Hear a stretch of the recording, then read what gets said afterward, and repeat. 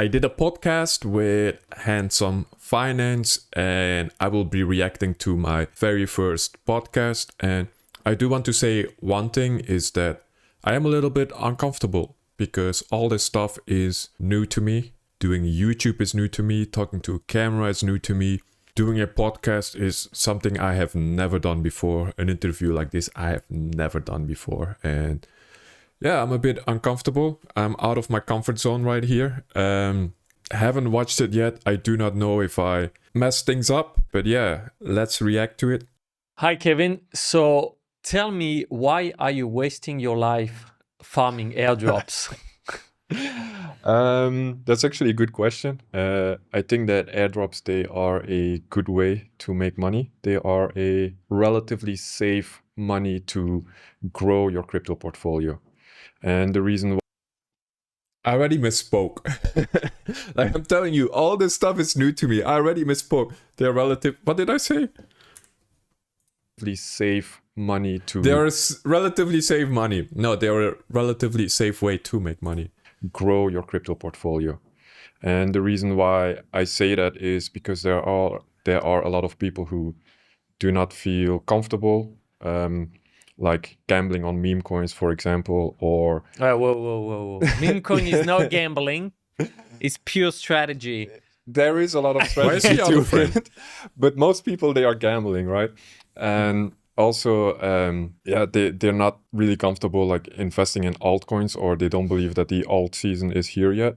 Mm-hmm. And what you can do instead is that you can use protocols, or you can provide Ethereum in certain protocols.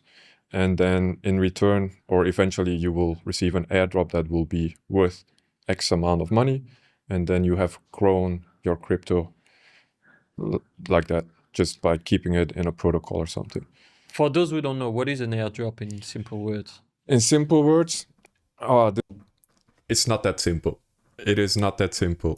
this is actually not that simple, because originally Yeah. an airdrop is a way to decentralize your protocol. That is what originally an airdrop is, but recently it's starting to change because people are more and more. I'm sorry for pausing. I need to check if my microphone is still recording. Because, yeah, it is still recording. I'm sorry for pausing at that moment. But recently it's starting to change because people are more and more seeing it as a reward for using a protocol. The people who create these protocols, they are taking advantage of it as well.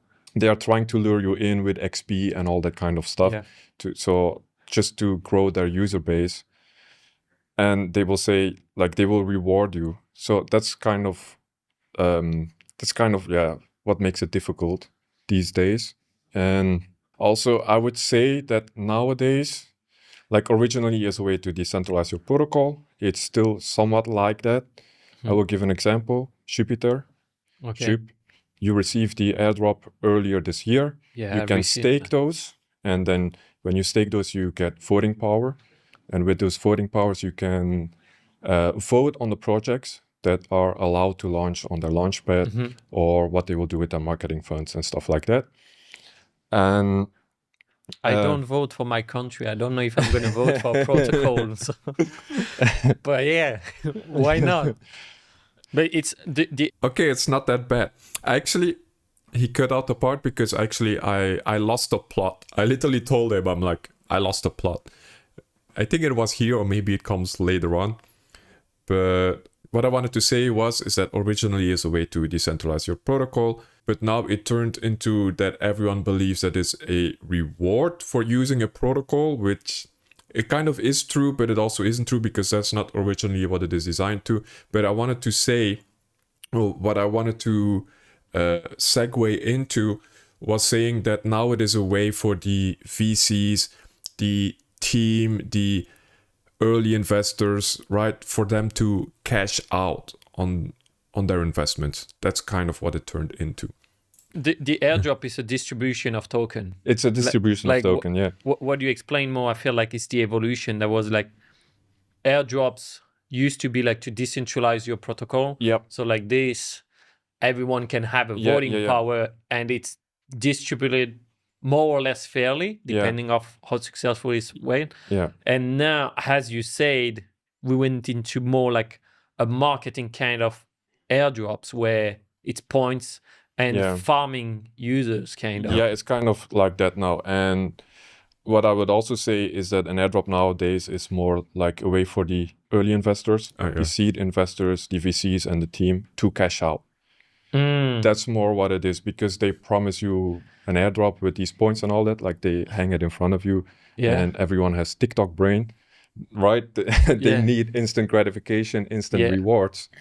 So yeah, that's kind of the but thing how now. is the value created then? If I'm a VC or a seed investors, I went into this protocol, so I invested early, I got my ticket, right? And now they say they're going to do an airdrop and people go maniacs trying to farm those points. Yeah.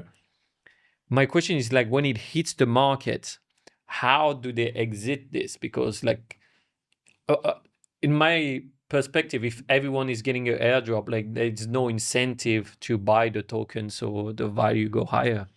It's very difficult to answer that, because it's like you need people to gamble on the token. Right. And I still think a lot of people, or a lot of degens in crypto, they will still buy this token because there is going to be an alt season, and they do believe that the value will go up. Yeah.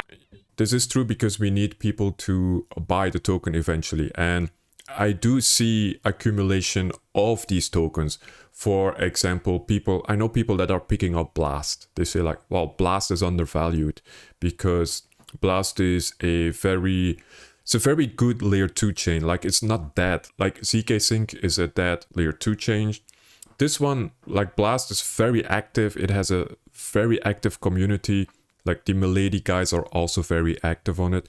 So I know people who pick up Blast who are like, damn, it's cheap, I'm going to pick it up. And they think that like during peak alt season, it's going to be 10 billion market cap. $20 billion market cap. Like that is kind of how they make their money.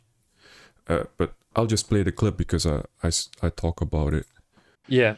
But when I say that it is a way for VCs to cash out, it's like you have early investors that invest in the protocol or in a crypto project.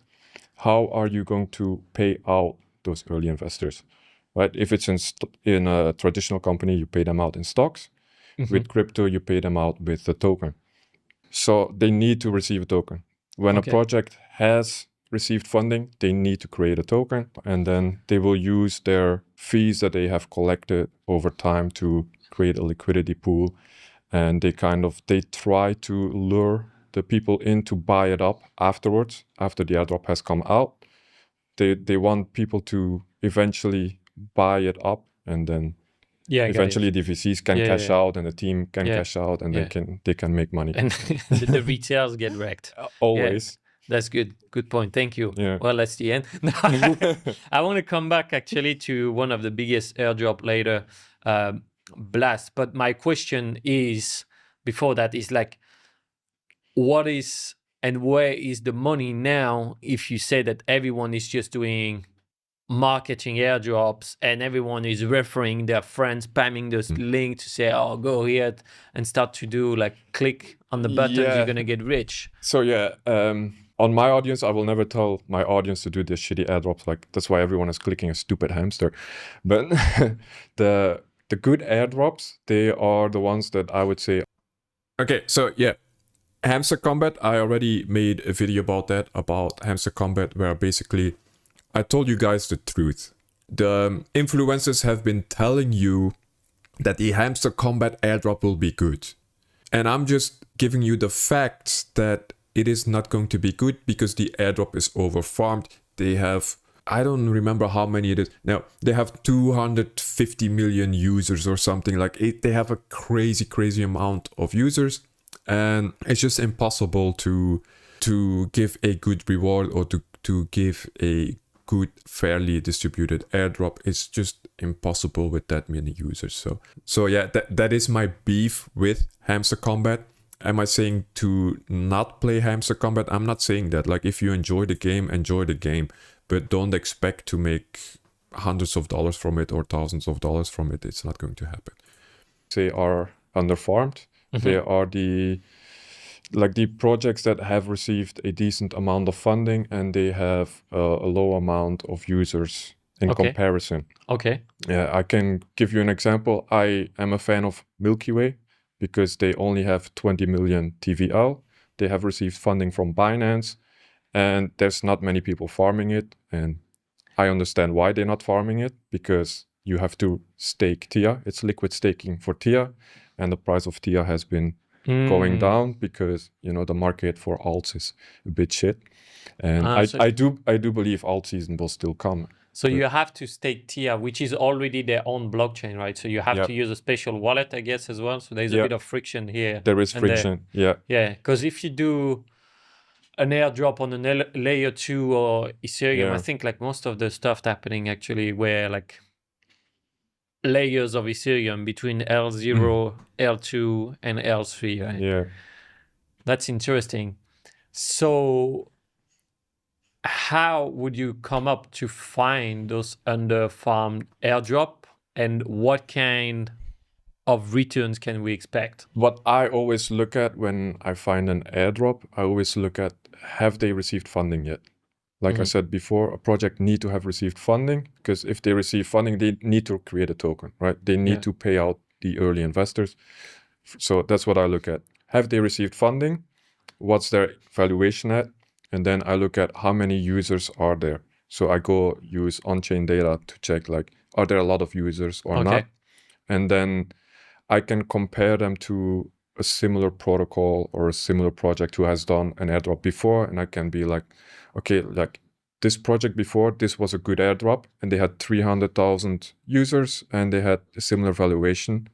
But now this new project, they have millions of users for the same valuation. I just know, like, it's going to be shit. It's overfarmed, right? So that's how I figure out if it's a good one or a bad one. And how much do you make on that? That is 100% true. You need to use data. Stop blindly following these influencers who only show you referral links. And I know that if you go into my Telegram, I do share airdrops, and sometimes there will be a referral because this project has a referral, but I still try to find the good ones, right? I try to avoid shilling like the really overfarmed airdrops, like the airdrops that have like millions of users, right? You cannot give tokens to millions of users. Like the math ain't mathing, right? On average, farming those airdrops per month if you have, and like how much time does it take you per week? To be honest, I'm not making that much now with crypto. It's not, for me, it's not income replacing. Okay. $1,000 to $2,000 per month currently. I am not a massive Sibyl airdrop farmer. I like to do the liquidity-based airdrops, and I like to show people where to find airdrops, what are good ones, what are not the good ones. Okay. But yeah, I'm not a whale myself, right? Why are you not scaling up this if it's So if you are looking at airdrops as a way to replace your income, I don't think it's going to happen. I don't think you are on time. You should have been farming airdrops during the bear market, right? Because the airdrops that were done during the bear markets, they had a very low amount of users. And now they came out, like earlier this year, they came out and people received like $10,000 per airdrop, $20,000, $50,000. Like people receive like massive amounts of airdrops because all the airdrops, they were underfarmed, right? So if you come in now, this year, into airdrops, do not expect it to be possible to replace your income. It is not going to be possible because there's just way too many people farming it. So I would say you should use it to increase your portfolio. For example, let's say you have a job, right? You have a job, you have your income, and you have a couple $1,000s in Ethereum. Go put that Ethereum in the liquid restaking protocols that will give you airdrops, because you are going to just grow your crypto portfolio that way. It's profitable. Sorry? Why are you not scaling up this like instead of farming with 1 to 5 accounts, why you're not farming with hundreds of accounts if it's profitable? I should be doing that. I know people who do that. Yeah. It's like stupid repetitive tasks. Okay. Yeah. So it is difficult to do. I know people who farm airdrops with 50 wallets, 100 wallets, and they make really good income. Yeah. What's blocking you from doing this? It's not I don't see it in my vision. Okay. I don't see it in my future. Okay. I think the path that I'm going on now is much better, where I create content, where I provide value, where I can work together with you to help people understand the blockchain better, to help people gain an edge in the market, to help people figure out what are good things to do, what are good airdrops, what are bad airdrops. I rather do those things. That's more of a vision that I have for my future than clicking buttons all day and nobody knows me and I'm not providing anything to the crypto community. Yeah, so when I think about my future, I don't see myself in like a office space with minimum wage workers like clicking airdrops, right? Like some of these industrial farmers do. Like they have like a team, they have a building, and they are literally farming airdrops all day. I don't have that vision for me, for my future. I don't think that is a rewarding thing to do. I do not think that is morally okay to do. I mean, like, I'm not saying it is illegal to do. I'm not saying that it's necessarily immoral to do. But it just doesn't sit right. Do you understand what I'm saying? Like, the path that I'm on now and the way that I'm now being able to help you guys, like the viewers of this channel, or like the people who join my Telegram, and also people who join the Investors Boardroom, like providing these value and being able to answer people's questions and to help them with on-chain analysis, tracking wallets, and also like finding the good airdrops and like understanding what a good airdrop is and a bad airdrop and all that stuff. It's way, way more rewarding. It's way more rewarding than sitting behind your desk all day and farming airdrops 24/7. Like, yes, I get it. If you do it right, you can make a lot of money, but it's not in me. It is really not in me. But someone could automate this, right? Like you could automate this with some script like those airdrops. Some can, some you can't. I would say the liquidity-based airdrops you cannot, because you have to provide the liquidity. Others you can, and liquidity basis means like you basically bring any kind of money that have a value to the market. So you say TR, but most of the time, like we have airdrop with Ethereum and you deposit on it, right? Yeah. Okay. You can do. So those one, there's no points. If I have 10 Ethereum, should I just do with one account deposit 10 Ethereum, or should I do 10 account depositing 1 Ethereum? That is actually a really good question. I know. So it depends how early you are. If you are on day 1, day 2, day 3 of a new airdrop or a new protocol that will have an airdrop in multiple months, it is good to fish for what I would say minimum allocation. So you would have one big wallet where most of your Ethereum would be in, and then you have 10 separate wallets where you try with the minimum. Like you just put $100 in, and you try to fish for minimum allocation, because it happened before. I believe it was EtherFi airdrop. Their minimum allocation was a couple $100 for people who only put $50. So I believe it was, you had to, if you did a minimum allocation of $50, you were airdropped, I think, around $1,000 worth of tokens. So these things work if you are really early. If you find a project early on in the early days, you can get away with just depositing minimum allocation and keeping it in there for multiple months until the airdrop comes out. But this is a hit and miss strategy. Sometimes you miss. Sometimes you might put $50 in with 5 wallets, for example, and none of them qualify because it was too low. It was required to be $100, for example. That's why I say that you also need to have that one big wallet where you are guaranteed to get allocation, right? Like he said, you have 10 Ethereum, put like 9.9 Ethereum in one big one, and then try to fish for minimum allocation with multiple wallets. And if you compare that to like the big one, like for example, if you had one wallet with $500, your airdrop would have been worth $1,000. If you Not had bad. if you had 10 wallets with $50, which is also $500 in total, you would have made way more because each wallet would qualify for a couple $100. Okay, so if you are early, Yeah. go with multiple Yeah. wallets. And then there's a risk you talk about, like the CBIL. Yeah. It's, from my understanding, is when they can see that the wallets are connected to one Yeah. person, and then basically they exclude you from the airdrop. Yeah. Do you know what a CBIL is? I heard it before, but go ahead. Okay.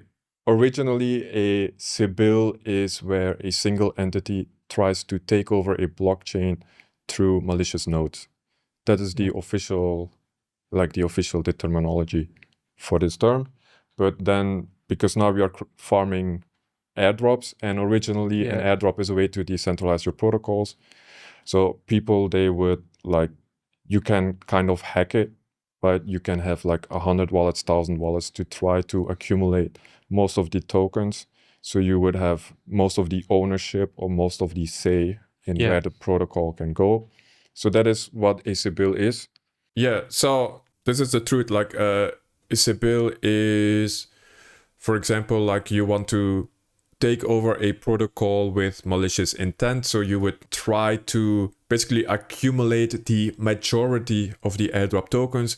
And that way, because an airdrop is a way to decentralize your protocol and it gives you voting rights in the protocol, you would basically take over the protocol because you would have the majority vote. You own the majority tokens and you got them for free or almost free by presenting yourself as multiple entities, right? You are a single entity. You present yourself as multiple entities through various multiple wallets to accumulate as much tokens as possible.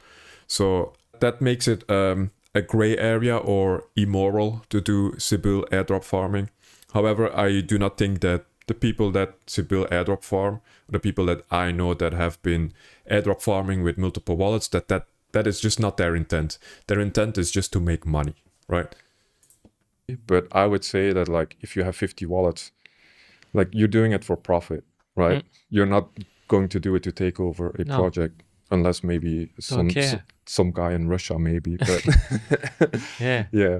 So then how a retail can really leverage on this? Because if I'm going to go on this market and face a guy that have like hundreds of wallets, maybe have some script, maybe have like 10 people in an office farming those airdrop, because there's kind of a competition. Like if this guy receive 20% of the supply of the token, and I receive 0.1%, I'm not in a position to be able to do anything. That is the game. You have to start doing more wallets. It's the hustler mentality, I would call it. It's like you do, let's say you hunt one airdrop with one wallet and you made $1,000. And then you think, if I do that 10 times, I get $10,000. If I do it 100 times, I get $100,000. So if you have that hustler mentality, then you will start scaling it up. I knew some people that made like few times more than 100Ks on different airdrops. And they were usually like a big group farming it. So it's it is. That would be really, really a company. But that make you realize like most of the blockchain is shit. Most of the usage we see. That's why like when I see sometime, that's a good example. Blast, they were saying like, oh, we get more volume than base. I'm like, yeah, but from what? Like, it's like, from what? Like, I don't know anyone who is actually trading on Blast or like sending tokens. Already base is popular, but it's not that widespread. Okay, I need to interrupt him here. So Antoine, he's really into meme coins, all right? So when it comes to EVM chains, Base is kind of a meme coin chain, right? Ethereum as well. There are a lot of meme coins on Ethereum at the moment. But like Base is they are the meme coin chain of the layer 2s, right? Blast is a very fun layer 2. There is a lot of stuff to do on Blast that are not meme coins, all right? There is just too much stuff to do. So I think he just didn't explore it. I think he just doesn't know what there is to do on Blast other than farming the airdrop. So like Blast airdrop was a really good marketing one. Like everyone was farming it. Yeah, I enjoyed Blast. Yeah? Yeah, I enjoyed it. I thought it was fun. It was very degenerate more. Yeah. They had new projects coming out all the time. It was really fun. It wasn't boring airdrop farming. Yeah, because You they had were like the tabletop game. You had the, what was it called? The Valley game and stuff like that. Space Bard and District 1. It was fun. But fun is not always what's gonna make the money in the space. In the end, the airdrops from Blast were like pretty weak. Like I know some people who made over $100,000 on it. How did they do it? But they are like whales. But I'm telling you, like whales, they are airdrop farming. Like Ethereum whales, everyone is airdrop farming. I think you're the only one who's not airdrop farming. Hey, but you gotta be special. My mom told me I was a bit special as a kid. So.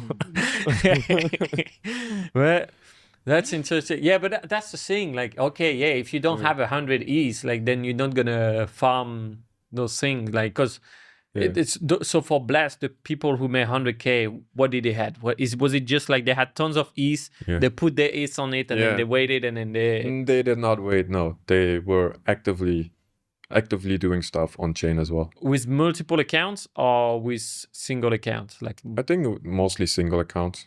Or maybe they would have like 1, 2, 3 wallets. But I believe with the Blast airdrop, you could put them all together to claim in one wallet. Yeah. But how could you say that you liked the Blast airdrop when it was the most TikTok brain gamified airdrop? Because it was fun. But you say that we should not. At the beginning, you tell me we should not go to those airdrop. I know. Okay, this is a contradiction. This is a contradiction.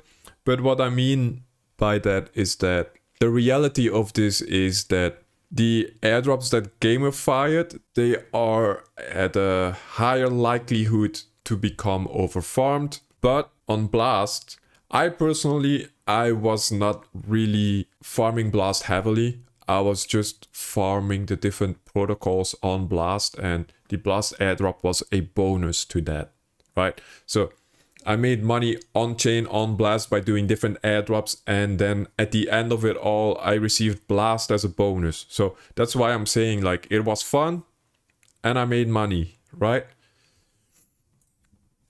And then we do a 360 because there were airdrops on Blast as well that I also got. Yeah. For example, Pac-Moon. Yeah. Pac-Moon was a great airdrop for me. Like I got 103,000 tokens from Pac-Moon. How much is that? At the peak, it would have been $20,000, over $20,000. $20,000 you got with Pac-Moon. Well, I sold too early, but yeah, that would have been. Yeah. But how much roughly you made then? I sold at 2,000. Oh. Why am I?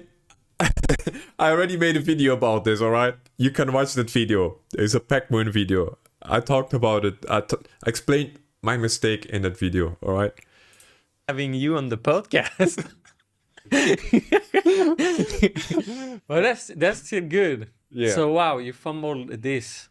That's crazy. How did you manage to farm that much token then? What was the thing? Because I saw Pac-Moon was quite like influencer driven. Like if you were posting content and things like that, you would get rewarded. Yeah, I only did the first one.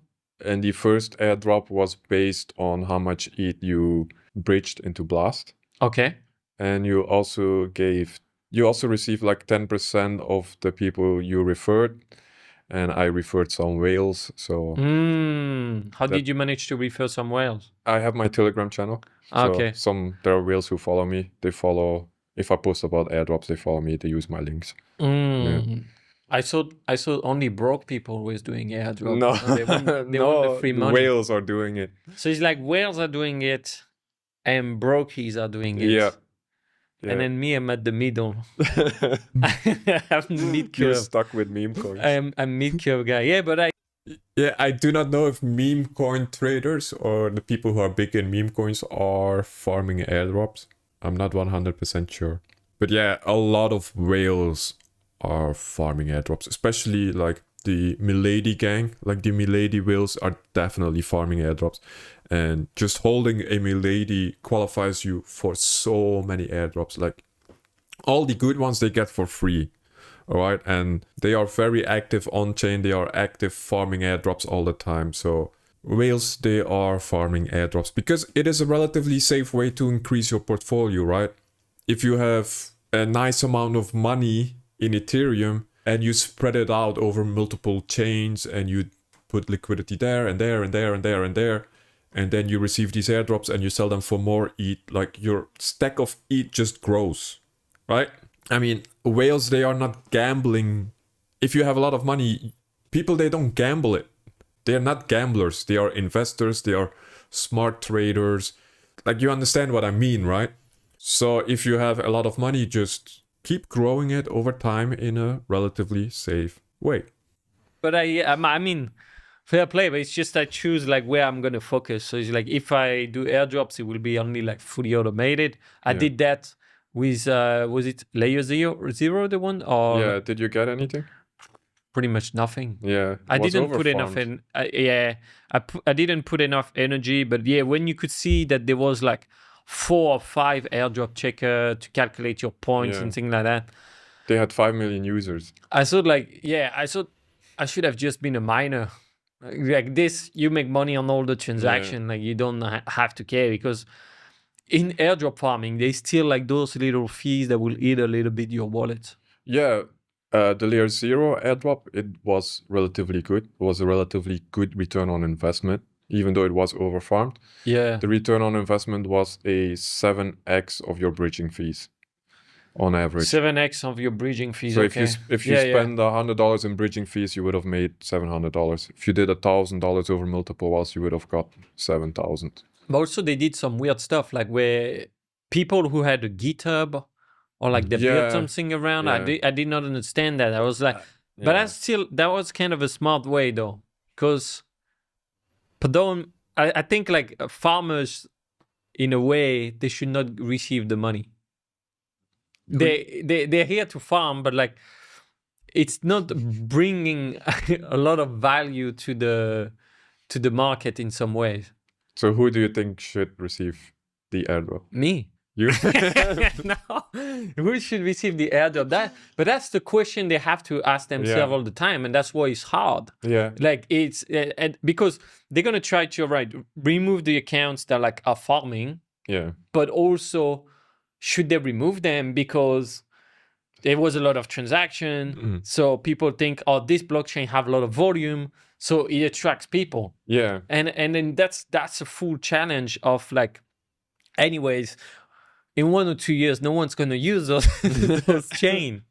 So that's the important thing. But yeah, I don't know who should receive it. I guess the legitimate users, and not about like only how much money you made, but how much money you put in. I think you should still receive it. So that's why like the liquidity providing ones, it's fair play because we need liquidity in the protocol to use the different things. We don't know why, but we need it. We need it. Because like why should I put a lot of blast on why should I put a lot of Ethereum on blast? Yeah, you get native yield.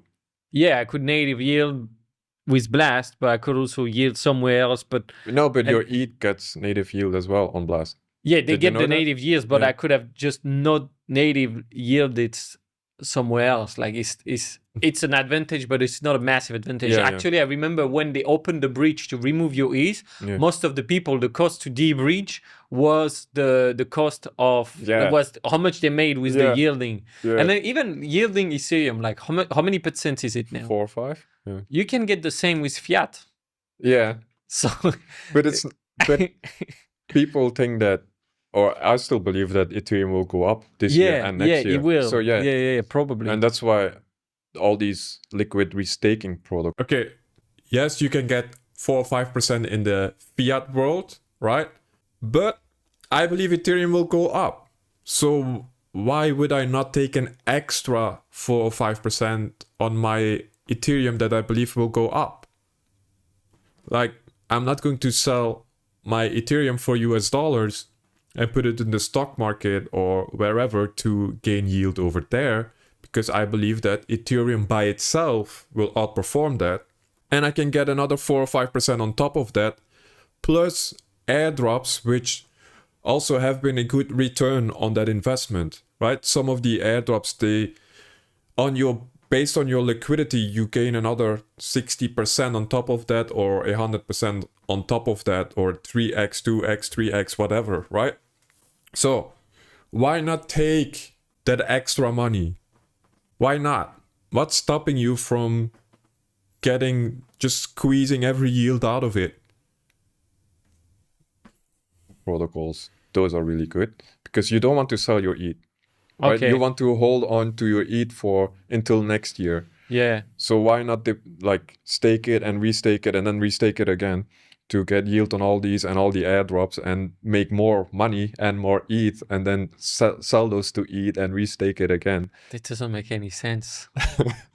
For me, like the staking, restaking. Yeah. Do you liquid understand what it is? I understand what it is, but it's just I'm trying to understand but where is this money coming from? Why is it here? And then it creates a problem of it's centralized Ethereum as well, or any blockchain that use that, because then it's one entity that is holding the ETH. Yeah. So I'm going to explain it maybe quickly for the audience. So you have native staking of ETH. To do that, you need to run a full node and you need 32 Ethereum. Yeah. Which is, most people like that. That's expensive. That's a high cost to get in. Yeah. What you can do instead is you can put one ETH in this protocol and they will pool that all together with the other ones. Yeah. And they will run the node for you and you will receive your APR. And in return for that, you get a staked ETH token. That's 4 or 5% per year, right? Yeah. In return of that, you get a staked ETH token, and that token is worth the original ETH plus the APR it has been accruing. And then Eigenlayer came up, and Eigenlayer is that staked ETH, it has value. Why don't you deposit it with us? And we're going to stake it for you, and then you're going to farm our airdrop. And then there are protocols that build up on top of that, like Puffer, for example, EigenPy and all that. Yeah, and they're like, Puffer. why don't you put it with me and I will put it in Eigenlayer for you and you're going to get our airdrop as well. So you're earning on your ETH multiple layers deep, like APR and airdrops. Okay, so what I also should have said is that your Puff ETH, it also holds value. So you put your ETH in Puffer and they will put it in Eigen, and then it's already staked. So it's staked multiple layers deep, but your Puff ETH, it also holds value and you can still do stuff with it, right? You can still take that and put it in a lending protocol, for example, and then you will be earning APR on because you are lending it out, you are making APR on that again, right? You are earning interest again. Or you can pool it together with Puff ETH, you can put it together in a liquidity pool, and people, they are trading between those things, and you earn the trading fees. So you are earning again.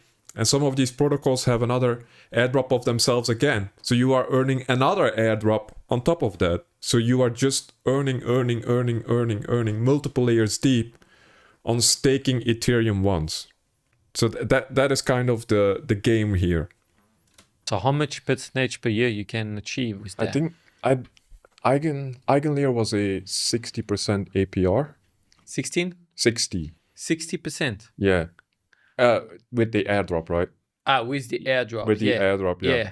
That was 60%, but also, Puffer, they don't have a token yet. Not yet. But it's if you put on Puffer today, it's for farming an airdrop, or they also give you an API? I think it's only the airdrop. Okay. Yeah. So what's the point to put it on Puffer? For the Puffer airdrop. Then you get the Puffer airdrop and the Eigen airdrop. So when when Puffer token is out, what's the point to be on Puffer? Season 2 of the airdrop. That's the thing. I mean, it's like it's the human centipede It of is. Ethereum. Like It is. it. I understand why Vitalik think it's a bad idea. Yeah.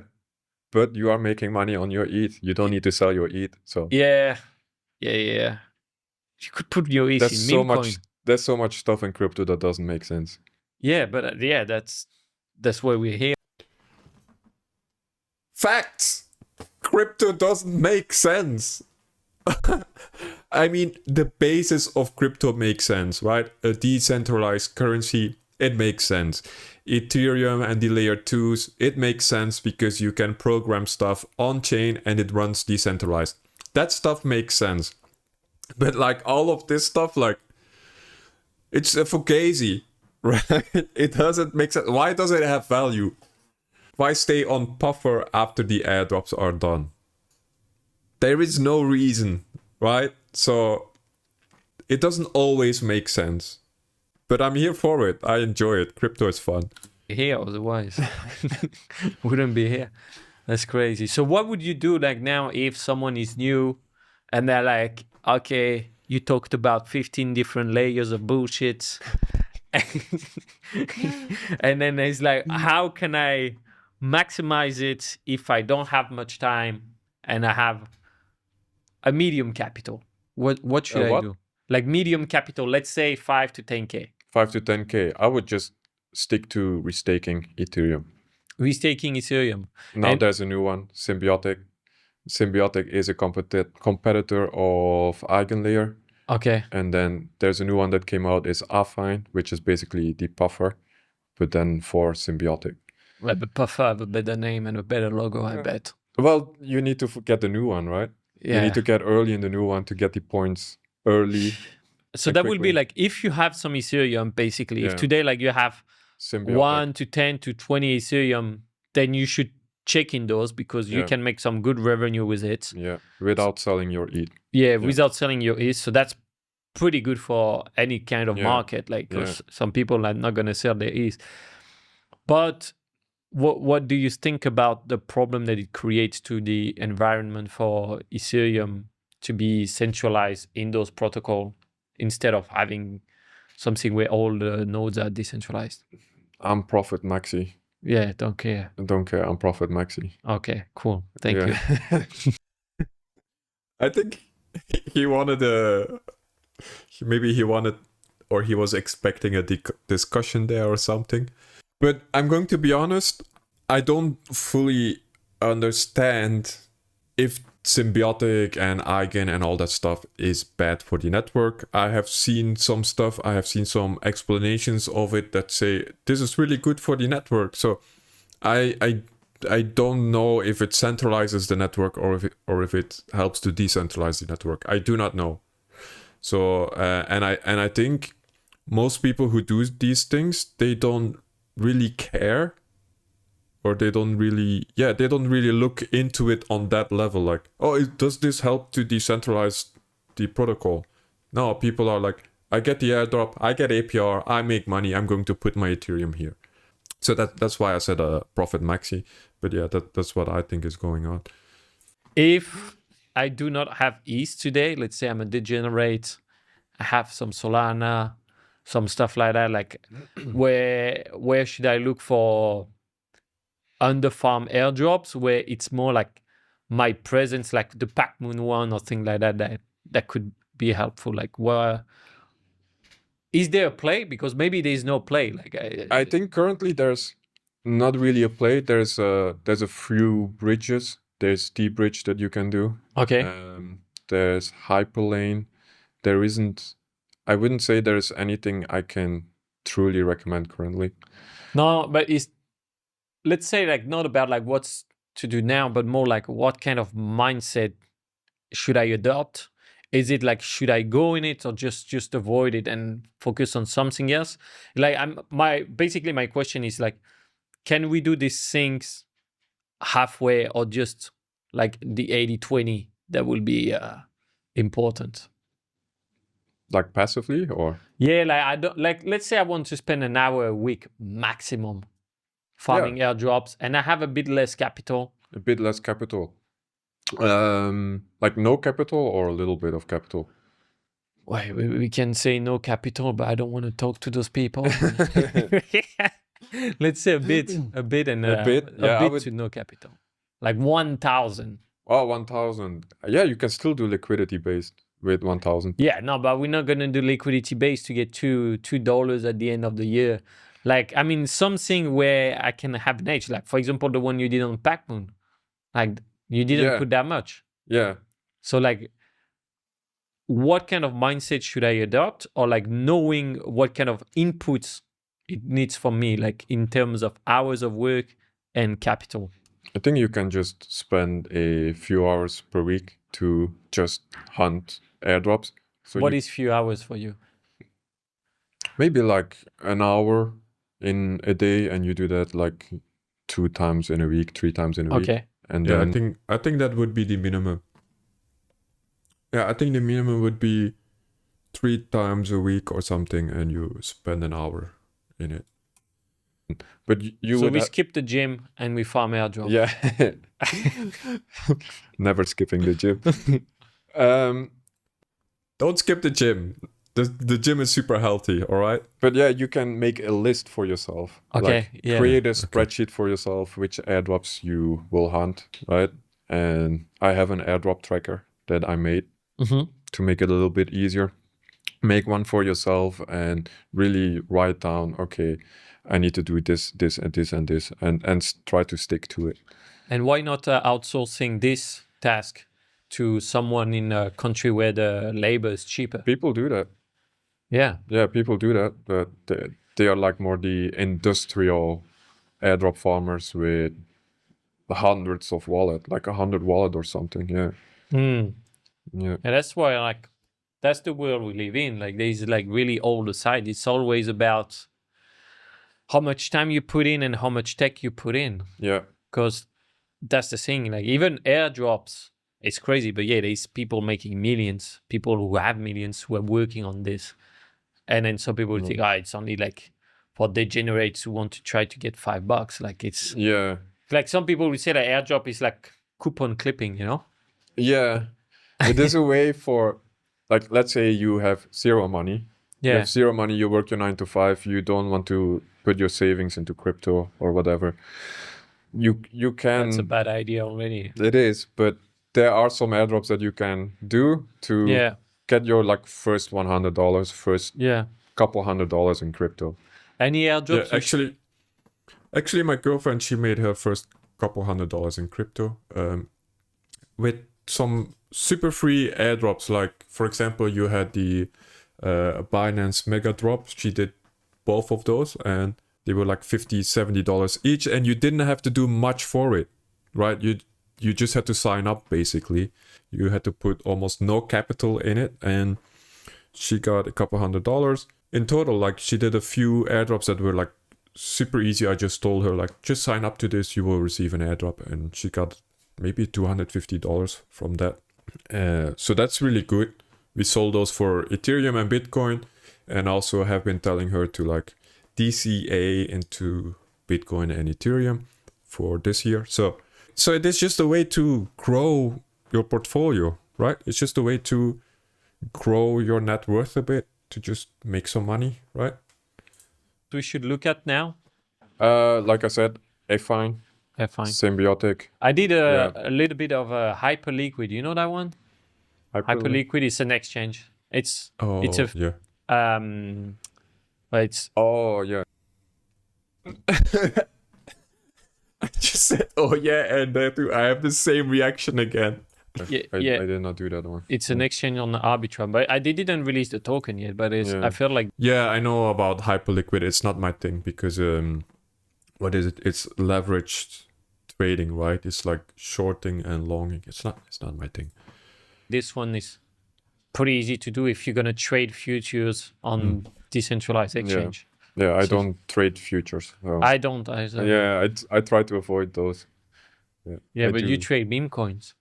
It's kind of future in a way. Well, I use the tools of the investors boardroom. Yeah, so that's true. That's true. So You can get an edge. Like, We yeah, have a massive edge in the market for the people at home. Massive edge, investors boardroom. nice. Yeah. I mean, yeah, Yeah, the investors boardroom guys, I'm telling you, I joined the team this month. I'm very happy with it.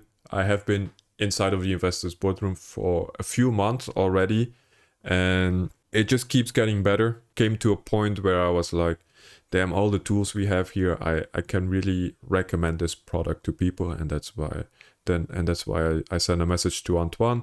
I already started my YouTube a bit, but I was like, yeah, I think we can work together on this, because I want to, like, I can really recommend this product to people, and maybe we can come to an agreement that I will help you to promote the investors boardroom. So massive edge. I'm telling you, the investors boardroom is a really good product, right? If you want to do on-chain research, if you want to gain an edge in the market, if you want to find out how to trade meme coins profitably, how to track wallets, how to track the meme coin insiders, but also like the whales, right? The Ethereum whales and all that, who like find new projects early and get into new projects early, and they sell at the right time, like all this kind of stuff. Like, seriously, it is a really good product. We also have specialized tools. We have our own specialized sniper bot and all that. So it is a good thing. It is a really good product. I can recommend it. Link will be in the description. it's true in a way, because like future is just gonna demultiply whatever your bet. It's gonna make your bet a lot bigger. Yeah. But in meme coins, everything is a lot bigger in both ways. Just like you can get some information to have an edge. Yeah. And in airdrop, as you said, now it's a bit the same. Like, you can get an edge if get a you do massive your edge. research. Yep. You arrive early, you share that link to other people. That Yep. can be one of the easiest way. Yeah. Usually, Yeah. is people still don't realize that. Like, that being early, it's always what gets Yeah. the most money in crypto. Almost. Yeah. I saw one on Twitter, and he made a ton of money on Blast. Okay. And he only bridged like $50 or something. And what he did, he just showed his referral link on Twitter, and he had a whale put in a load of money under him, and he made like thousands of dollars for doing nothing. So he posts his link. I post my link even on YouTube. I didn't make that amount, so it's unfair. It's unfair. So, like, did many people click on his link? Like, was I it don't know. I do not know. I saw it on Twitter. Okay. Yeah. Yeah, but if it's on Twitter, it's real, right? Yes. So yeah. Okay, maybe it's fake, all right? I like to believe it's true, and I believe it can happen. I believe these things happen. Like, if you refer one whale, you can make a good amount of money. So I like to think it's true, all right? Yeah, it depends who you're gonna share it to. So you gotta be friends with whales. Yeah. Where did you meet your whales that follow you? In Telegram. So you met them in Telegram groups? Yeah. 100% anonymous, and that's one way you can start. Yeah. It's just by getting in the right group and just providing value. People stop already Stand at by that that. point. Like, Yeah. they join the group. Yeah, that's No it. value, and it's like, why I'm not making money? I don't That's understand. like, the more value you give to people, the more value comes to you. Yeah. It's an easy trick. The more value you provide, the more value that comes to you. So most people, they just think they need to take. They don't think about giving. The more you give, the more that comes to you. Yeah. So if you are I 100% believe in this. And I will keep believing in this because it is true, and I have seen it for myself. The more value you provide, the more value that comes to you. That's it. It's easy, right? If you keep providing value to people, like, they will use your referral link. They have no issue using your referral link. And if they have a lot of money, they will put a lot of money under your referral link. They have no issues with that because you are providing them with a lot of value. And I was doing this anonymously on Telegram, right? I only doxed myself like when I started my YouTube channel, but before that, everything I did in crypto was 100% anonymous, and I was already I was already referring people that way. 100% anonymous. You do not need to show your face, right? You just need to provide value. Active in a good group, and there are a lot of whales or some whales in that group, because like you don't know who has a lot of money in crypto, especially not on some JPEG photo. Like they might be sitting on millions, but if you just provide a lot of value and you find the airdrops early or stuff early and you share it, like they have no issue using your referral link. They're like, yeah, this guy is making me money, he's finding all the stuff, I just need to click on his link. You do you do, if you can do the labor work, and then there's like you get rewarded for it. That's the perfect scenarios. That's perfect scenarios, and that's crazy. So I still don't know if I should farm airdrops or not. Which one? Like you will send me the link. Do you have liquidity? I don't have much ease, to be honest. Like Why not? What's wrong? Like how is my portfolio? It will be like 70% like Bitcoin. You can restake Bitcoin. Did you know that? Okay. Okay. The Bitcoin maxis are going to be angry for me suggesting to put your Bitcoin on the Ethereum network and go put it in like one of these restaking protocols, right? Because if you hold your majority portfolio in Bitcoin, like seriously, keep it offline. Get a cold storage, keep it offline. But I mean, you can take like if you have like a big portfolio, you can take like a couple of thousand of it and restake it and stake it for profits and stuff like that. I don't see an issue with that, but I understand why like the hardcore Bitcoin maxis will be like, no, don't do that. Don't waste your precious Bitcoin, right? Okay, I understand it. Yeah, but it's like on BounceBit. The risk is not BounceBit was pretty good. Yeah, but the risk is not worth the biscuit to me. Okay. Because there's still a risk that this protocol fail. Yep. And then 4% per year is not what I'm looking at for returns in Bitcoins. It's like when you check like how much. So I did talk about BounceBit.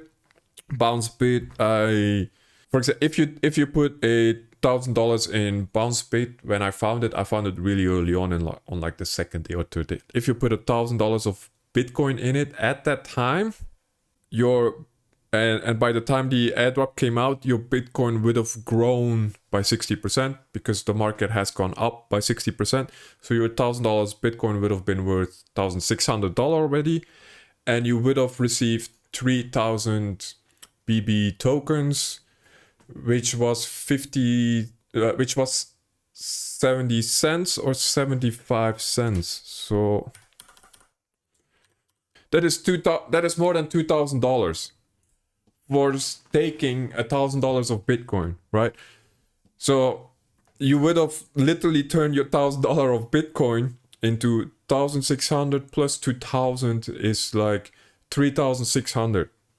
So now if you sell your BB2 Bitcoin, now you have $3,600 worth of Bitcoin for just putting it in a protocol. So that is why I keep saying that it is a relatively safe way to grow your crypto portfolio. Of course, there's always a risk of the protocol failing, right? The exploit risk is there. That is true. I'm not ignoring that. But I say it's relatively safe because most of these protocols, or the protocols you should do, they have received funding and they are like a legit company and all that stuff. So they will have to find a way to refund you overall. But yeah, there is always the exploit risk. I'm not going to deny that. How much Bitcoin give you every year? Like to have 4%, 5% difference? No, but the airdrop on top of that, which can be 50%, 60%, which those tokens you can then sell for more Bitcoin. Which you maybe can put in more protocols. Yeah, that's true. Yeah. But sometimes, it's good to say no. Because it's like, if I know I'm not farming airdrop and I make this decision, it's written like, boom, I can focus all my energy on the other stuff. And then it's like, I don't want to have mental bandwidth. It's like, I should check this protocol. Maybe they did there. I understand the side of Antoine here, because I work together with him and he is building the investors boardroom and everything around it. Like he has a lot of stuff to do, like building a business like around crypto. So I understand he doesn't want to be bothered with it, right? Keeping track of all that, keeping up with all of that. I understand him 100%, that it's like, for him it's not worth it, because he can rather spend that time and energy doing other stuff that will help his audience and grow his YouTube channel and grow his brand and grow his business and all of that. So I understand where he's coming from, that he's like, airdrops, I can't be bothered. Like, I will put my money in Bitcoin and I'm going to keep it until the peak and try to time the peak and sell it, right? I understand that 100%. Yeah, because if you don't check when they release the token, either it can have like the token dump, or it pump, and then you're in the position as you with the Pac-Man one. So you know what I mean?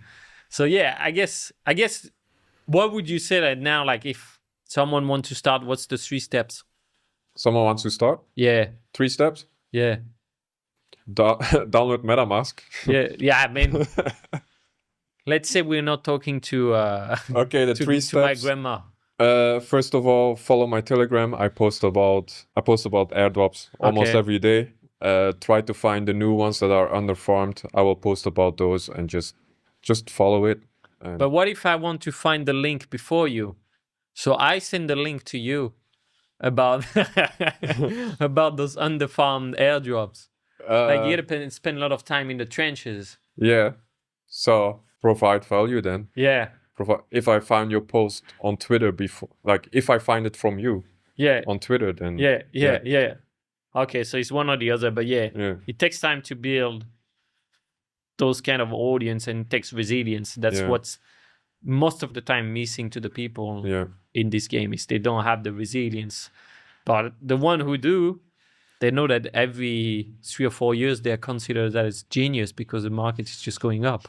It's as simple as that. Yeah. All right, thanks, man. So I will know next time I have a lot of ETH and I don't change it into another one, I will put in liquid stuff to get the airdrops. Yeah, thanks. Liquid restaking. It was a pleasure. Yeah, same. That was actually not bad. That was not bad. For my first podcast, I was uncomfortable and scared to watch this, but now that I watched it, I'm like, yeah, it's not too bad. It's I think it was a good podcast. I wish we would have talked about other subjects as well, because airdrops is not the only thing I do. I also trade meme coins. I do on-chain analysis and all that kind of stuff. I play around with sniping bots and all the tools and all that stuff. So I know how to create bots. I have created sniping tools before. Back in 2021, I was creating sniping tools and I was sniping tokens before any of these Telegram sniping bots came out. Like, I already had my own personal sniper. So yeah, there is a lot more that could have been said in this podcast, but overall it was a really good one. Yeah, I'm glad I did it. It was a good experience, and yeah, that's it for this video. Thank you guys for watching. Make sure to like and subscribe, and I see you in the next one.